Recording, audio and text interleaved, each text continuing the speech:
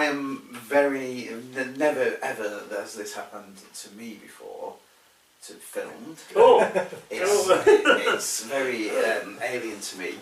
So I've asked Mohammed if he doesn't mind if he films you but not me. That's all he ever does. Yeah. It's okay. You're much more, you're far better looking as well. But the second... Opinions, eh? The second thing, oh yes, the second thing is that you will not be conscious of that because you do it all the time. You will be. I will be conscious of that. So that could impede or sort of affect fluency because of a certain nervousness I understand. surrounding a tripod in the corner. Yeah. It's amazing what a tripod can do with a little mechanism on it. Is it filming now?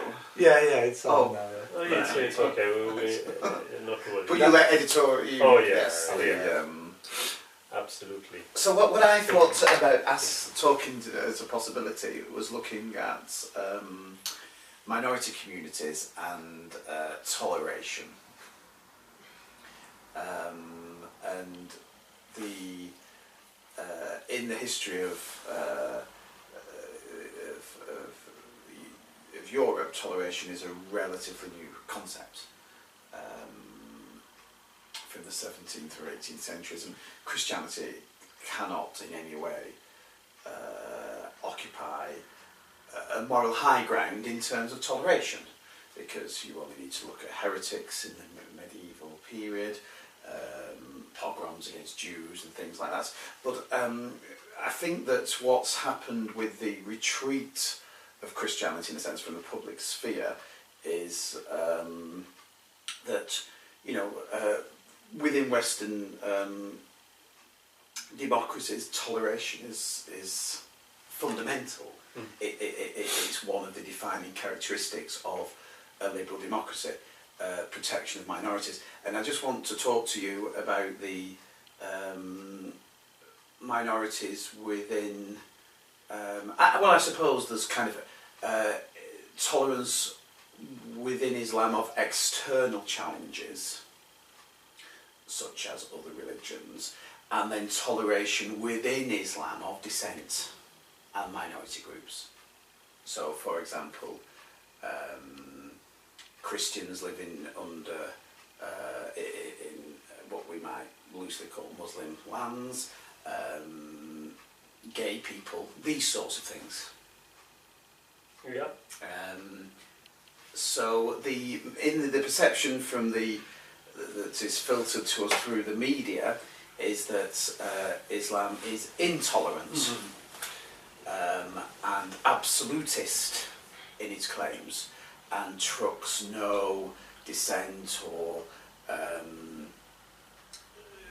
disagreement. I don't believe that to be true, but I would like to speak to you about that. Interesting subject matter. But I'm so sorry. I need to ask you your name. Stephen. Stephen, of course.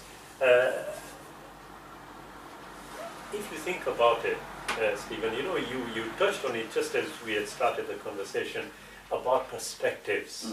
Yeah. One of the major issues is how certain things are banded together and collectively known as X. Now, in normal discourse, when I'm having conversations with people, and they say, in your religion, or are you religious? I usually will say to them, I do not subscribe to words like that. Belief, I do not subscribe to. Religion, the word, I do not subscribe to. The word religious, I do not subscribe to. Now, usually they say, oh, you can't do that. Yes? Do you belong to a religion? Now, when I say no, they say, you're lying. Or you're misleading us, or some other. I said, no, I'm not.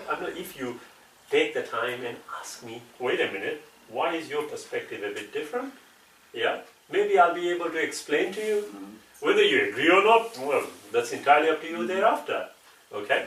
So, usually when we look at things, yeah, the first point of call I make is that Islam or any other, let's say Christianity or Judaism, right? Others, yes.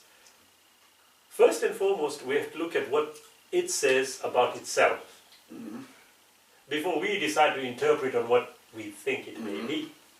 So, if Islam, its primary source is the Quran. Now, if the Quran is telling human beings, this is what this is, what Islam is, yeah, as opposed to what we think it ought to be, yeah, then the distinction can be made and a position can be justified. In other words, the Quran in chapter 5 says, this day have I perfected your way for you and chosen al-Islam for you. Now, what is a way, the word way, and what is the word religion? Are they the same thing? Or is there some overlap, but not entirely? Yeah? So, if we say, okay, the definition of religion is a belief in a set of X, Y, and Z, okay? And somebody comes along and says, right, I believe in the flying spaghetti monster, that's quite common, okay? And they make up a set of rules of how to live by them, would we call it a religion?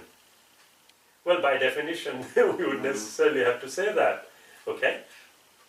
But the difference here, from my perspective, is this, that if Islam is a complete system as it claims, then necessarily whatever interaction we human beings are going to have in any sphere would have to have been addressed. Now, if it has been addressed, then there are potentially two ways or methods at approaching the subject matter. One is where you have got a literal understanding of something, a statement contained in the Quran, or an interpretational one. Yeah, both are valid. Yeah, if it is meant to be guidance for humanity to what we would call the end of the universe, yes, then by definition you are going to have areas which we would have to extract information from for our understanding. So, if I look at it from that perspective, then I know that if there is a state, then that state will be governed by a set of laws, rules, etc. Okay? That set of rules or laws would be addressed by a system. If it's a total system, then logic is dictating to me that from A to Z, things will have to be addressed. So a legal system, by definition, would be included in that. We have in the Western world, if we look at it carefully, we have this division between church and state.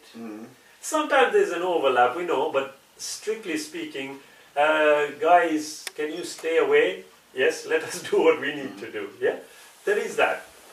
So we find there is a legal system. That legal system will determine how the people in that society that is governed by that system are going to interact with each other.